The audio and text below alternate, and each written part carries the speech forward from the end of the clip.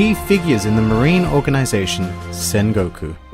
For the majority of the series so far, Sengoku has held the position of Fleet Admiral. This is the highest rank attainable in the Marines, and one that is only answerable to the very top of the world government. As with all members of the Marines, Sengoku has his own personal brand of justice, in this case labeled Reigning Justice. This essentially means that he is a man who prioritizes justice over all else. However, it isn't uncompromising. For example, he may not necessarily approve of the 7 warlords of the sea system, but he does recognize that they help to ensure justice as a whole. In fact, the very first time we meet Sengoku in the series was when he was presiding over a gathering of the 7 warlords at Marijois. Although only 3 of them actually showed up, the fact that Sengoku was able to command a room of very powerful personalities speaks volumes about his own abilities and leadership. As a leader, he can best be described as stoic. His presence instills a great deal of confidence on the battlefield, and to his enemies he represents an unscalable mountain of power and intelligence. As chief tactician, he rarely got into any physical conflict himself, at least not in the series timeline that we know. However, his strength is legendary and was briefly glimpsed in Chapter 0 when he and Garp took on and defeated the Golden Lion Shiki.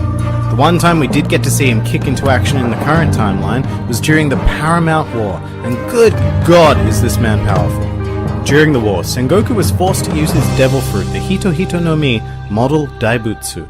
In English, the human fruit model Big Buddha. This fruit is a mythical Zoan type, known to be rarer than even Logia types. This fruit allows the user to transform into a giant golden Buddha, which is obviously where his nickname Sengoku the Buddha evolved from. It also gives the user the ability to create exceptionally powerful shockwaves, enough so that Sengoku was able to briefly combat the entirety of the Blackbeard pirates at once on his own. It's unknown exactly what type of haki or types of haki that Sengoku possesses to complement his amazing devil fruit.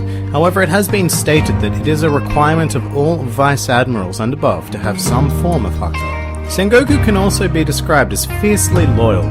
Throughout his career in the Marines, he showed absolute faith in the orders and actions of the world government.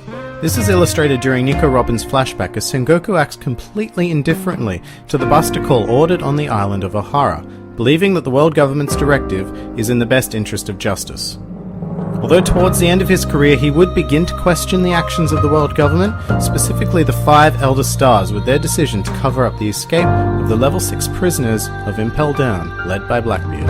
Sengoku's loyalty extends to relationships formed with individuals as well, with his 2 closest colleagues being Suru and Monkey D. Garp, although his relationship with Garp is particularly volatile due to their extreme difference in personality.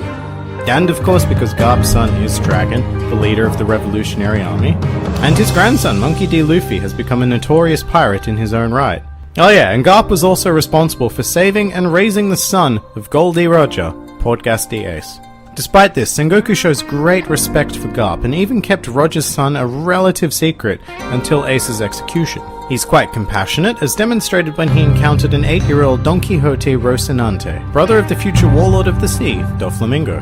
Sengoku took him in and put him on the path to becoming a Marine. Sengoku had come to think of Rocinante as a son, and become absolutely crushed when he heard the news of Rocinante's death.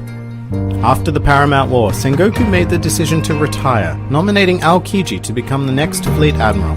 This is likely because his sense of justice was closest to that valued by Sengoku. While Aokiji's bid for the position was eventually unsuccessful, Sengoku remained in the Marines in the new capacity of Inspector General.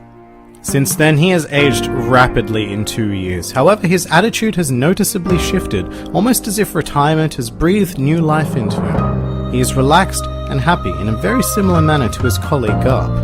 But that doesn't mean he's any easier of an opponent to face, as Jack, the right-hand man of the Yonko Kaido, discovered when he launched an attack on their ships.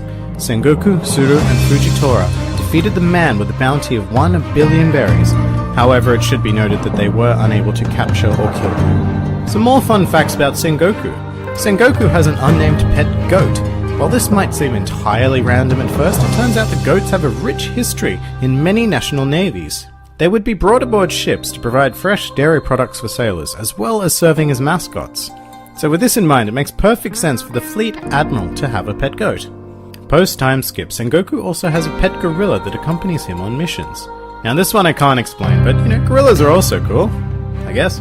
Sengoku's name can be written as the following kanji, meaning warring states. The Sengoku period in Japanese history was characterized by consistent conflict, heavily utilizing naval forces. And finally, a truly useless fact. Sengoku's favorite kind of snack is okaki, or fried rice crackers. And that about does it for the former Fleet Admiral Sengoku.